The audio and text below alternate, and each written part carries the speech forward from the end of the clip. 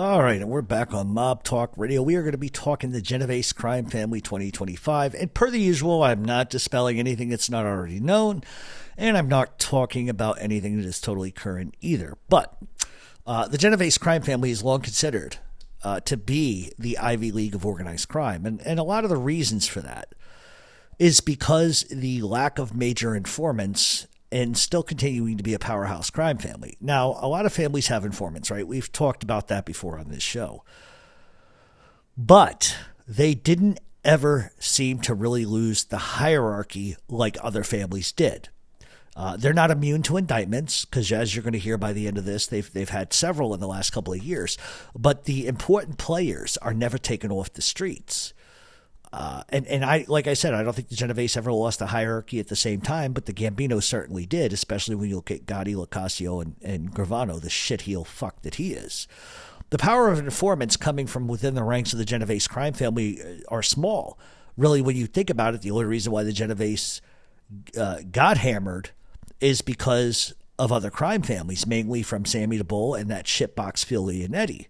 And that's the major difference. Historically, though, it wasn't always smooth sailing, and this seems to be the one crime family that has actually learned from the past and indictments when so many other crime families truly haven't, especially not the Colombos or the Bonanno crime family.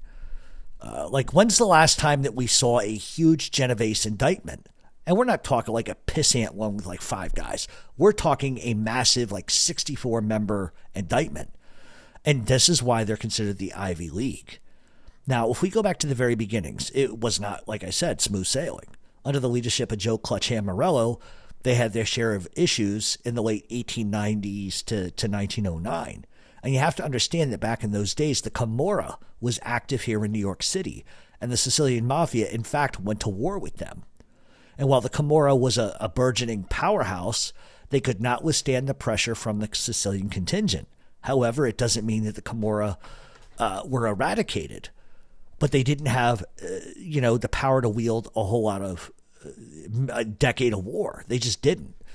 And it's the one time the mafia stood together, Sicilian gangsters, to rid themselves of those pesky Neapolitans. So when Prohibition begins, the mafia turns on one another. Prohibition meant billions, and alliances between Sicilian families went to shit almost immediately. And Morello, especially, who had established himself, found himself in a huge no-win situation as Brooklyn mob boss Salvatore D'Aquila ordered the death of Morello and Ignazio Lupo. And when that happened, Neapolitan gangsters Joe the Boss Masseria and Rocco Valente, both Brooklyn powerhouses, saw a chance to apply pressure. And they did, right on top of Morello's head. And they essentially decide to make a move against the entire Morello crime family, which we know would become the Genovese crime family. So both sides would exchange shots. And by the mid-20s, the Morellos were done, and Masseria absorbed the family. Masseria began to expand into rackets that Morello could never aptly control. And he brought in ruffians by the name of Lucky Luciano, Frank Costello, Joe Adonis, Vito Genovese, and Albert Anastasia. Luciano quickly, as we know, rose the ranks within the Masseria crime family. And the reason why we're rehashing the past is because Luciano and Genovese both were within the Masseria crime family and learned early on the politics of everything. And they learned how to avoid some of the trappings that others didn't. If anything, it made both men hardened and calculating as fuck. Eventually, Salvatore Maranzano arrives at the behest of Vito Casciafero, and all hell breaks loose. We would know this to become the Castle Maresi War. We know that Luciano both executes Masseria and Maranzano and takes over control of the entire mob. He then forms a commission, which was not his idea, but needless to say, he forms it regardless. We know that Luciano eventually gets pinched for pandering in 1936 and gets a ton of time, 35 years to be exact. While Luciano remained in control from prison, he sent messages to Vito Genovese about what he wanted done. But Genovese, for his own part, flees the United States in 1937 due to a pending or incoming indictment for murder. So in essence, Genovese is giving up his position to Frank Costello, who takes over the family. Like I said, it's important to rehash this stuff to show you how things have changed. When Genovese is hiding in Italy, Costello more or less reduces Genovese's rank or busts him down, which is understandable given the circumstances of the situation. So in 1946, we have the Havana Conference, and we've talked about that before. But the one major dramatic turn was that Genovese asked Luciano for control of the family. He basically wanted Costello out and felt that he was owed the position immediately. Luciano does not react kindly to that and almost beat Genovese to death. It was after that, Genovese, through middlemen, lets the U.S. government know that Luciano was in Cuba. Luciano gets expelled from Cuba, and Genovese sets his sights on removing Costello. And we know what happens from there. We know that Genovese and Carlo Gambino join forces, and a shot is taken at Costello by Vincent Gigante, and Albert Anastasia gets whacked, the Monganos get whacked, and Gambino absorbs that. Now, this is when something different happens with the Genovese crime family. Under Luciano, and this is by no means a knock about Luciano, but Luciano headed the entire mafia, and I'm sure that there was a lot of ego that came with that. But the central theme to me, and it's just my opinion, that Luciano was all about progression and moving forward together, not necessarily wanting it all for himself. Believe me, if he did, he could have taken it and held on to it his whole entire life. And I'm going to go one step further. If he had wanted to, he could have kept a stranglehold on the mob from Italy. Not that it would have lasted, but he didn't waste time. He made sure when he took over, he spread everything out evenly. He's not a guy that had his hand in the cookie jar. Other bosses did not have that vision. For reference, see Joe Bonanno.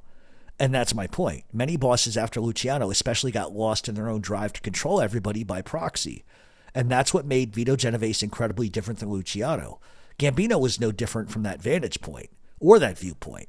However, both men did things a little bit differently. Yes, they both whacked bosses to attain the position that they wanted, but Genovese didn't stop at that. Whereas Gambino slowed it the hell down, Genovese just amped it up another notch. He wanted complete and utter control of everything. And, you know, I don't want to go through everything Genovese did because it's about what's currently going on, or albeit some current statuses. However, Genovese installed a front boss system. That system that Genovese created is one that they still use today. And it's one that the Gambino crime family now uses. Genovese also didn't want to reside in New York and kept himself insulated outside of the city, living in Atlantic Highlands, New Jersey. That's a difference. The one thing that Genovese wanted was a monopoly on the docks.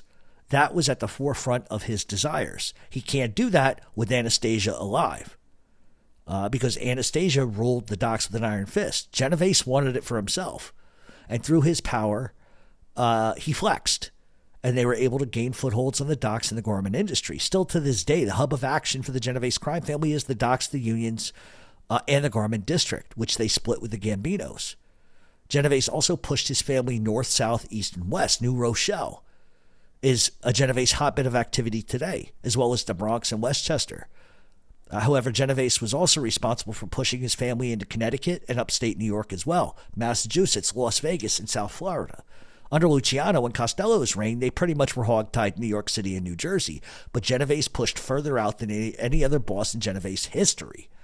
And that's what makes Vito Genovese different in so many ways. Yes, he had a hair trigger for violence, but also in his own way, he was a visionary.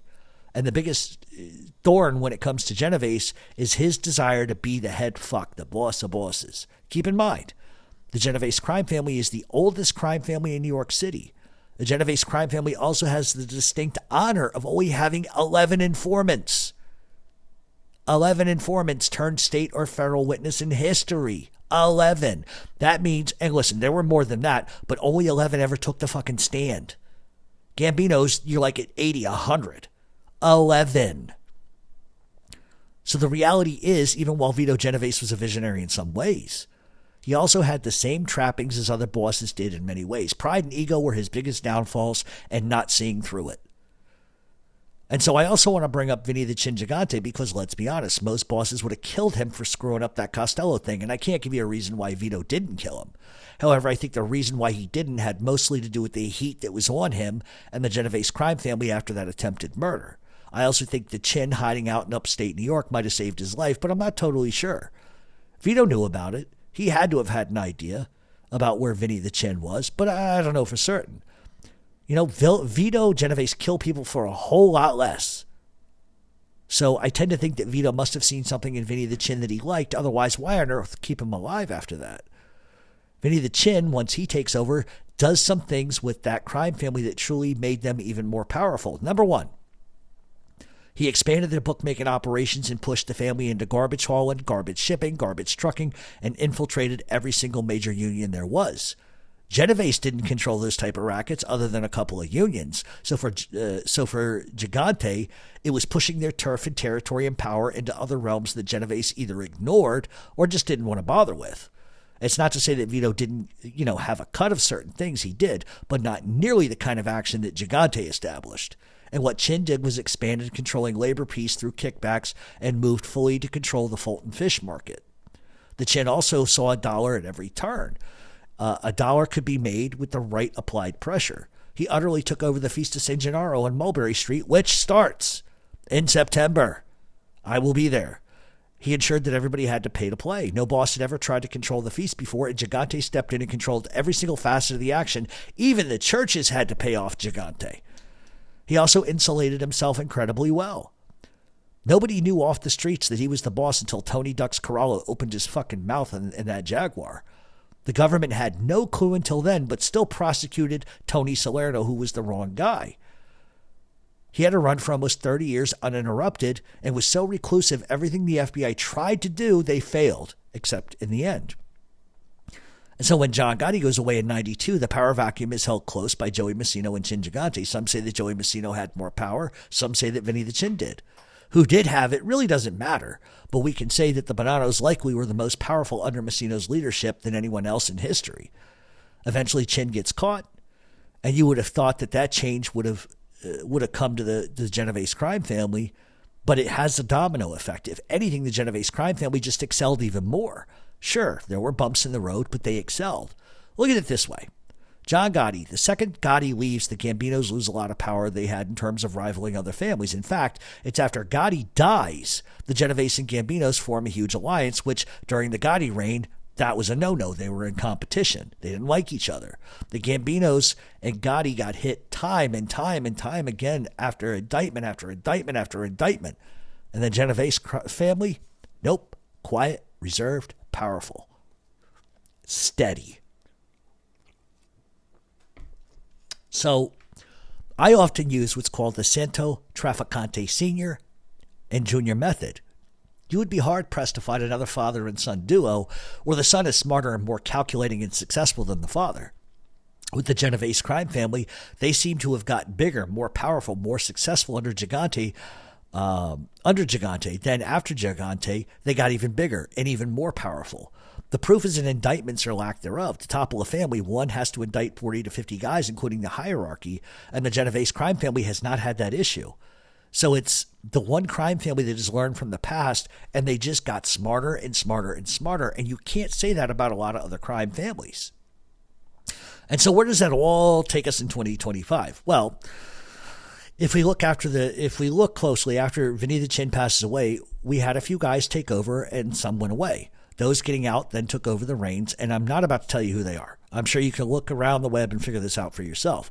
And one of the things the new boss ordered upon his release from prison, or his ascension to the throne, as it were, was that mob associates within the family did not know the administration and didn't know many names of other associates, and this is according to the FBI. So take it as you want. Now, if you ask me if I believe that, I would tell you no. Even if the FBI claims it. I seriously doubt that guys on the streets have no idea who's who. They do. Now, whether or not that is ever verified to them, like in other words, Joey Peeps coming and saying he's the boss, that doesn't happen. But guys know. They have just clamped down harder on fraternization and have kept things incredibly low key. And it helps too that the hierarchy does not live in the fucking city. They're out of the city. But that doesn't mean that they don't maintain a stranglehold on their men or operations within the city. And one of the more particular things that has driven the FBI batshit crazy is that nobody is seen together, nobody's caught talking together, and the hierarchy might as well be goddamn ghosts at this point. No informants either, which has only solidified the Genovese crime family as the strongest family in the city these days, with the Gambinos shortly coming in second behind them. In fact, I'm going to push it even further. They are the biggest family member-wise in the city, around 270 guys. That's what the FBI claims. I think it's more like 250. But that's saying something considering that around the 1990s they had dwindled down to about 150 or below. Now that 270 number is what, like I said, what the FBI claims. I think to be conservative, it's probably 250 made guys. Never mind how many associates. That could be 100 or more. So they have pre-Gigante numbers. In 2016, probably the biggest and laughable indictment we ever saw took place with the Genovese crime family. The sad reality is it was legit minuscule, which is what makes it so funny. And that came under the East Coast Enterprise Act starring that fucking jerk-off Joey Merlino. And it basically was a few guys from one crew, the Bronx faction, and all have already gotten out of prison. So like I said, the fact is it was just a handful of guys, nobody near the top except one captain, but it was a joke indictment, gambling, extortion, whatever. Yet nobody rolled on the upper echelon says a lot. Meanwhile, more from the Gambinos got pinched and guys went to prison and got a ton of time. What does that tell you? 2017, same thing. Small indictment. A handful of guys from the Genoveses did a couple of months. Meanwhile, 10 Gambino guys gone for a decade plus or more. What does that tell you? 2018, same thing. Another pissant union, corruption, and extortion indictment. 2 guys go away for 2 years. 2022, My Social Club got hit. And what the FBI labeled a major gambling and extortion enterprise to the Genoveses and Bonanno crime families. It was alleged that both the Bonannos and the Genoveses ran that club together and funneled money through the club with illegal profits. Guys pled out in that case. So it's not to say the Genoveses are not immune to indictments. It's simply to say that the feds got nothing. Nickel and dime shithole crimes. That's what it is. And they pale in comparison to what the Gambinos have been going through. So it's safe to say, I think the proof is in the proverbial pudding, that the Genoveses know how to stay under the fucking radar for the most part, and anybody who doesn't gets shelved or gets put on the shelf to cool their jets. And while they still use a front boss structure, they still control a vast gambling empire, a vast union empire, and control much of what's left in the garment industry. They also have reinstituted the Messengero position, and that was used from 1957 through 2009, and that's a role strictly for a guy who sends and funnels messages from one to the other. And it's actually a prestigious position, one that Gigante used to his advantage with his brothers Mario, and yes, even Father Louis Gigante was said to hold that position. So suffice to say, where they stand is firm and on a perch overlooking the city. It was the Genovese and Gambino family bosses that called for the head of that little shit from South Philadelphia to be excommunicated. They made that call. They enforced that call. They called that shot. And it shows you the power that both families wield, but it truly was the Genovese decision because they had chosen to back that little fuck when no other family wanted to even recognize him. They allowed Joey to be recognized when other families said fuck that. And then Joey basically spit in the face of the guy, spit in the goddamn face of the guy who made him who he was. And now here we are. And I still think those numbers are bigger than the rest of the 5. Like I said, 250, strong, easy, and probably 200 associates or more. As far as crews, listen, I don't know the exact number, but I've heard 10 to 12 respectively. And that's pretty massive no matter how you look at it. The guy in charge is a street legend, stand-up guy, and not somebody you want to fuck with. I mean, especially this one. He's quiet, but his voice carries. The mere fact that they have aligned with the Gambinos also speaks volumes to the leadership and point of view to make money, not headlines, something Joey would know nothing about. And I'd expect more of the same from them in the next decade, but the reality is a big indictment's eventually going to come. And as long as, it keeps going in as long as they keep going in the direction that they go, you're not going to see anybody inform. But if somebody does, it's over. And that's all it's going to take. But the Genovese crime family have shown moxie throughout their history of not having rats, albeit powerful rats. So in final, look at Carlo Gambino. He never spent a day in jail because he isolated and hid himself. He let Paul Castellano do his bidding, just as the Genovese current boss does the same thing. They don't have to be front and center and don't want to be. And that's why they are, without any doubt, the most powerful organized crime family in America. In closing, in a postscript here, I wonder why they never attempted to encroach into Canada after Galante got wiped all over the pavement. To me, my opinion, the Genovese crime family feels like the only family that would and could stand up and fight it out in the north, in Canada, and prevail maybe. Maybe not against Andromeda, but they could lead what's left of the Sicilian mafia out there to regain a foothold. They could do it. They won't, but they could, and they could do it easily. Let me know what you guys think about my little thing there at the end. Would it be interesting to see the Genovese combined with all of what's left over of non-Andromeda members in Canada? What could they do? What could they do? All right, that's going to be it for this week on Mob Talk Radio. We will see everybody here next week. Same bat time, same bat channel.